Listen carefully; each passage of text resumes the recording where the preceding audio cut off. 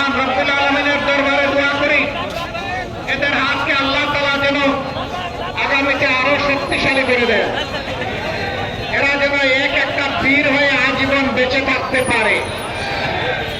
আর যে ভাইদেরকে সন্তানদেরকে আমরা হারিয়েছি 2006 সালের 28 অক্টোবর থেকে শুরু করে 2024 সালের 5 আগস্ট পর্যন্ত যারা ঈমান নিয়ে দুনিয়া থেকে বিদায় নিয়েছে, অন্যায় সত্যের বিরুদ্ধে ফ্যাসিবাদের বিরুদ্ধে লড়াই করতে গিয়ে আল্লাহ তাআলা তাদের সকলকে শহীদ হিসাবে কবুল করুন।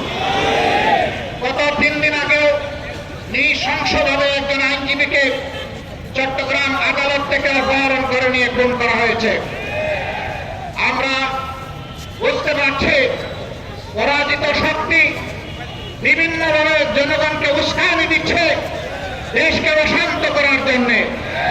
আমরা তাদেরকে জানিয়ে দিতে চাই, আমরা কোন অবস্থায় তোমাদের কুমতলব বাস্তবায়ন হতে দেব না।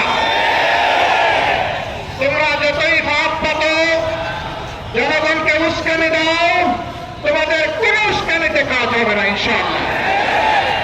এদেশের জনগণ এ দেশকে ভালোবাসে, দেশের মানুষকে ভালোবাসে, তার প্রমাণ দিয়েছে 5 তারিখের পর থেকে এখন পর্যন্ত।